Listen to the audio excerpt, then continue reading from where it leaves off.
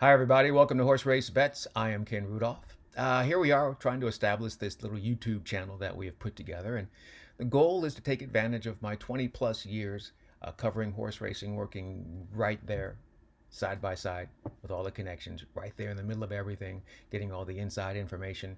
I've always considered myself to be the ultimate outsider's insider. So I don't come from horse racing. They brought me in, they taught me how to do it, and it was a great experience for 20 years. There were a lot of things about it I did not care for, and that's why I'm not necessarily associated with it right now. But it's still something that I really, really do like and I really enjoy. And I want to share my perspective with all of you. Like I said, we're going to be covering news, notes, rumors, a little gossip, opinion, right? And all about giving you perspective and a way to kind of approach this game in a different way.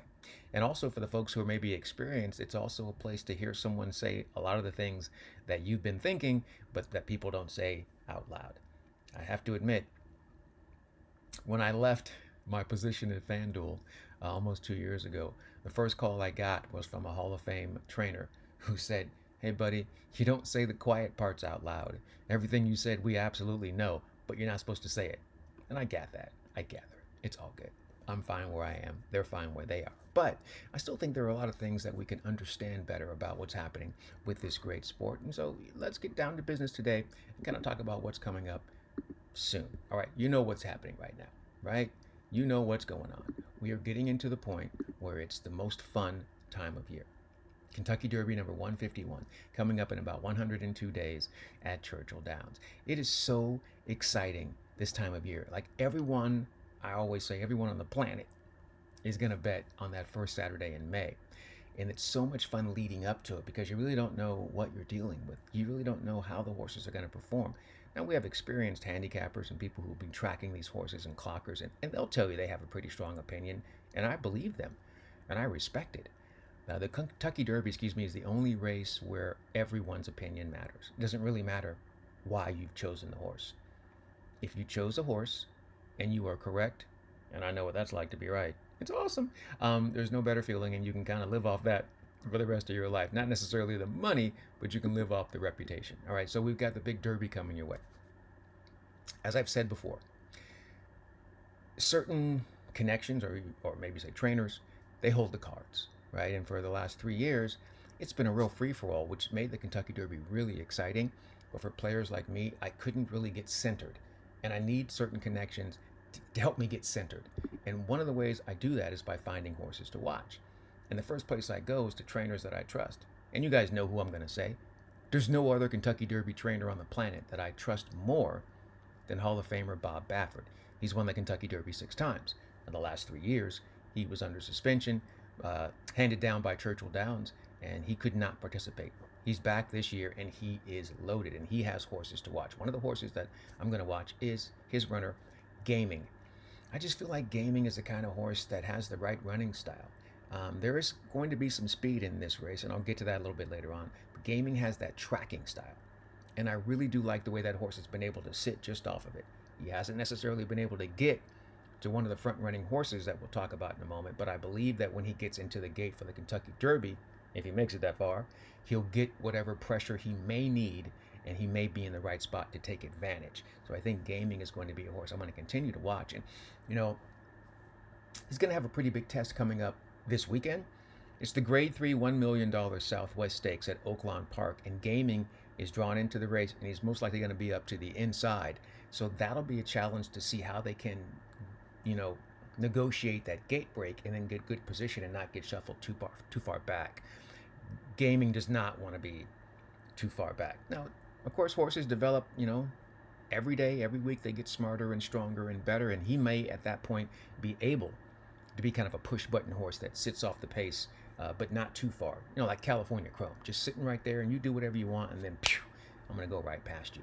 But that horse is very intriguing. But the problem with Gaming is that he may not be able to catch his stablemate.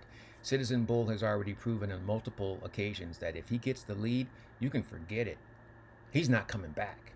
And I love to see that with certain horses. And because I have experience now watching Bob Baffert trained horses do this, I'm like, okay, I used to think, oh, there's going to be way too much speed. The horse is going to get cooked. I'm like, now I've learned that Bob Baffert horses very rarely get cooked on the front end. When he sends them out, they are ready to go. Like one of the biggest surprises, it was sort of a surprise, but not a surprise, right?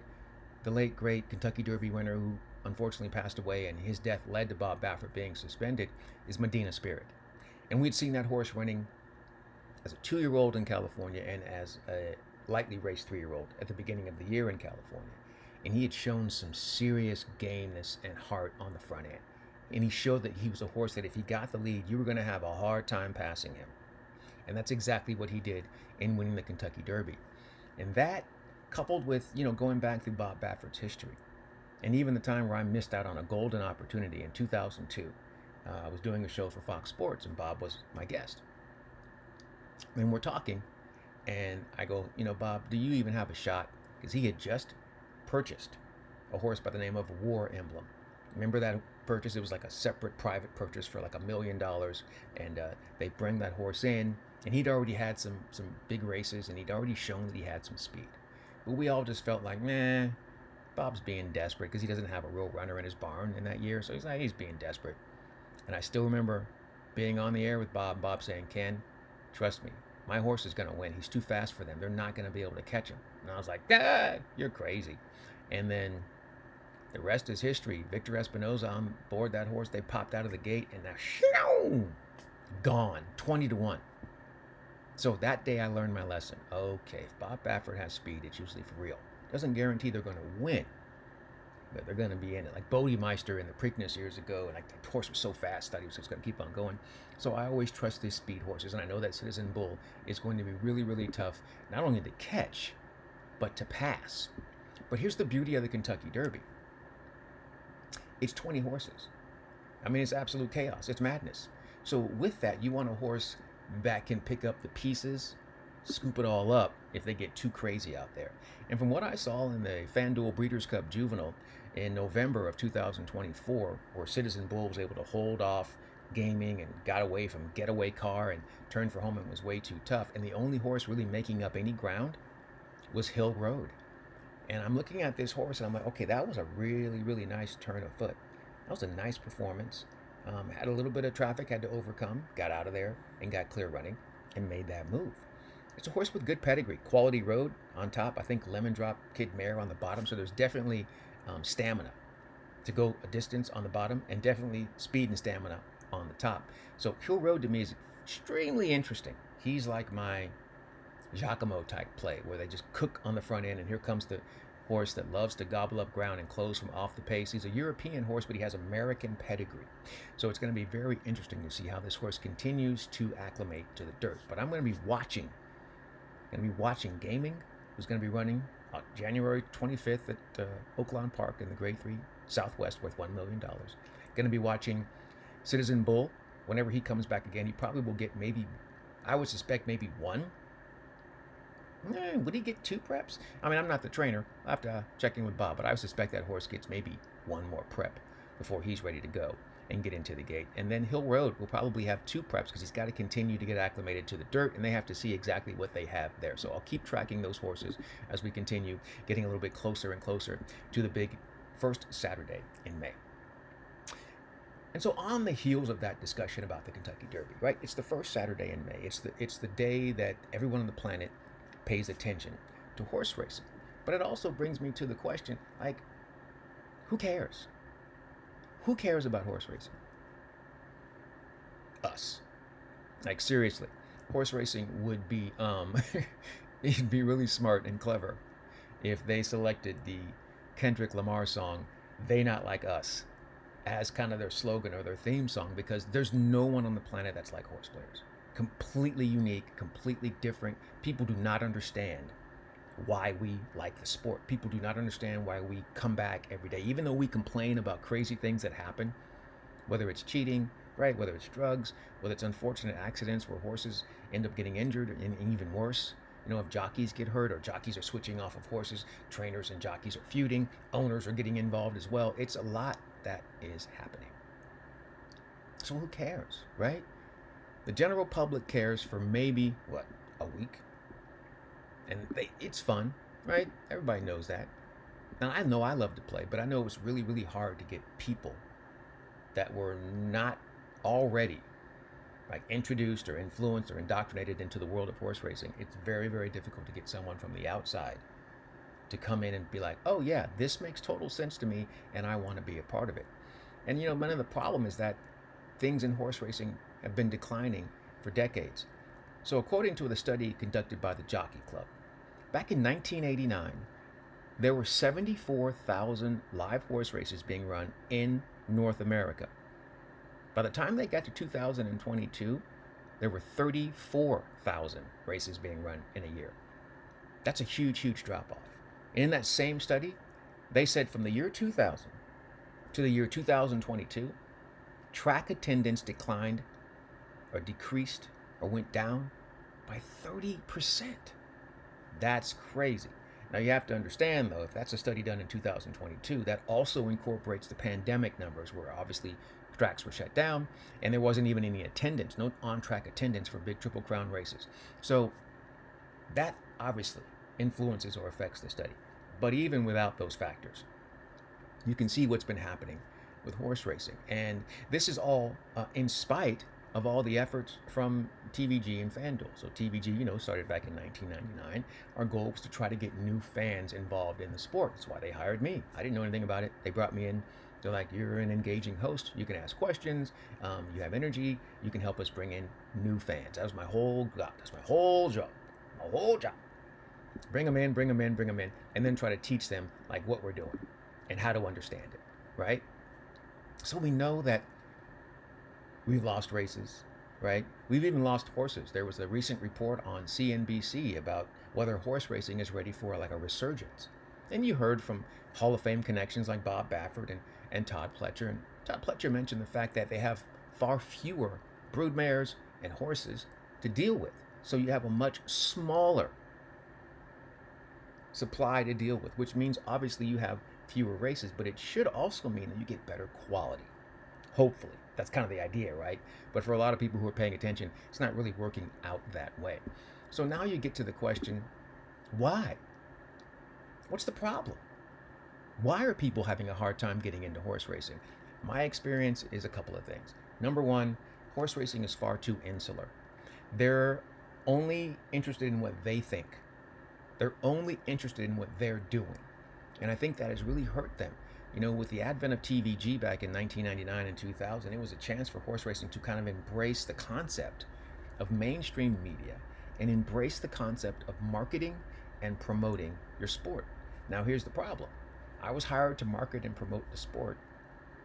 It's a sport that doesn't want to be marketed or promoted. Like, think about it for a second. Because once you start marketing and promoting the sport to the general public, now you have to explain to them how you're able to go out and race every day.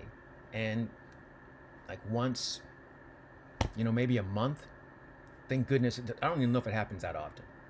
But when I'm on the air, maybe once a month a horse pulls up on the track and is hurt. Once or twice a year we see on television, maybe, a horse actually break down and have to be humanely euthanized. And that's really tough for a lot of people to take.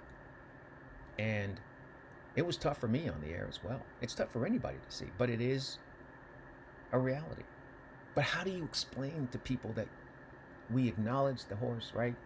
We celebrate the life of that horse, we mourn the loss, and then we move on? That's really difficult for people to understand. So that's part of it. And it's insular in terms of when everybody else in every other sport is thinking about diversity, right? Horse racing is still marketing with the same thing. The people who are out front are white. The people who are in the back are brown. And the thing that's so weird is that Kentucky Derby week, what you'll see is whenever the horse wins, that's the first time you get to see brown people in front of the camera, because those are the grooms and the hot walkers and the people that work with the horse every day.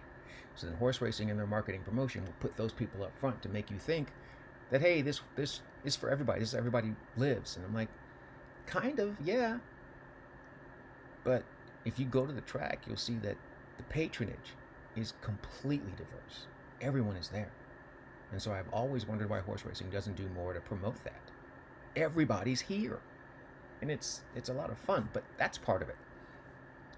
The other thing about horse racing, it's hard to follow, and not necessarily, handicapping races or going to the track. It's not what we're talking about for me. The one thing that I think about when I'm marketing, promoting the sport, why would you follow this? Because the horses only run for a couple years, then they're gone. So you can't really follow the horses. It's hard.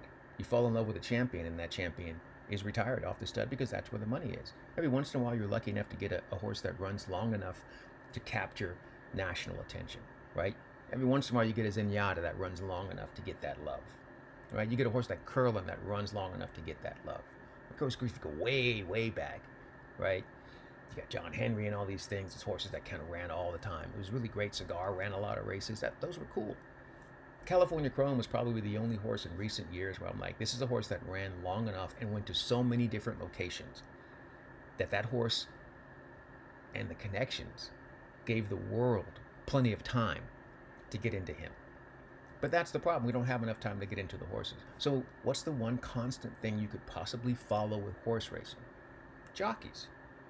And I remember I'd been asking for a jockey database or a jockey tracker in horse racing, because on the weekends jockeys are flying to different places to ride in stakes, right? Like, I love to play John Velasquez. I want to know where Johnny is on Saturday morning. Is he in New York? Is he in Florida? Is he coming out here to California? Is he staying in Kentucky? Is he in Louisiana? Like, I want to know that without having to scour every single part of the past performances to find his name. How difficult would that be to have all the agents have to file where their jockeys are going to be 24 hours in advance, and then there's a computer database that says, okay, boom, boom, boom, boom. I don't know. That's one of those things.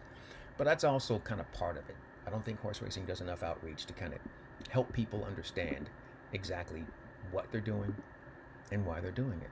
All right, so what's the answer?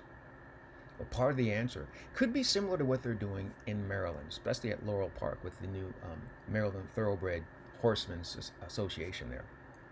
That's not the correct title, but it's the new Maryland Jockey Club, right? And what they've done is the horsemen there are running everything. So they consolidated, downsized a lot of things to cut their costs. So they only race now, I think, Friday, Saturday, Sunday, which is a great idea, which kind of boosts the field sizes now. There'll be maybe 8 or 9 horses, and that's all you need for value. But they may have to think about something like that with a lot of tracks. And I don't want to see the big tracks go away. Don't want to see Gulfstream Park impacted. Don't want to see Santa Anita, especially Santa Anita, impacted. Del Mar. But they might want to consider shortening the racing week. They may want to consider maybe closing a track or two. I know that's harsh. Maybe close a track or two. Those people, I know that they will lose those opportunities for their job, but maybe it moves them somewhere else and it's more lucrative for them, because there are a lot of tracks running and there are a lot of horses shipping all over the place, and there are so many really good jockeys, and sometimes those jockeys are at smaller tracks and you don't get a chance to see them. Like, there's a jockey I absolutely love who rides at Horseshoe Indianapolis, at Turfway Park. It's Fernando de la Cruz. Love this guy. Many people don't know about it, and so it's hard to kind of market and promote these really, really, really good riders so that people understand, hey, you can trust your wager with that particular rider because he's got a track record, right? They've all got track record in stats. So I think downsizing, reorganizing would be a really good idea for horse racing in general. And, the thing about it is not being delusional.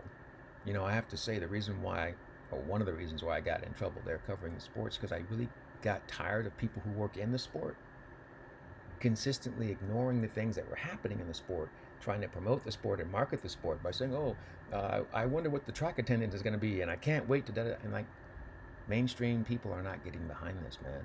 Stop it. And so it just frustrated me that everyone who worked in the industry just spinning around and around in circles, and that's why I said what I said on social media. I'm like, stop pretending like you know what you are. Why don't you just give that to the public and say, yeah, this is what we do, and we're not trying to hurt anybody on purpose, but our game is crazy and unique, and if you want to get into it, this is what's happening. Boom. And then move on. Hopefully, maybe with a little reality check, horse racing can continue not only to be here, but they can at some point kind of find an area where they can thrive. And I believe staying in the shadows is a great idea because I don't believe that the sport wants to be marketed and promoted to mass audiences because they'll never be able to explain it. But I can. Anyway, that's just kind of what I think that we could possibly do. And that's going to close out my comments here on this edition of Horse Race Bets. I'm Ken Rudulph. We'll do it again next time. We'll continue to talk about how to make our way through horse racing, and we'll get into some bets because coming up this week, I'm a psycho. I'm going to play Turfway Park in Florence, Kentucky. In the meantime and until then, good luck and enjoy whatever you're doing.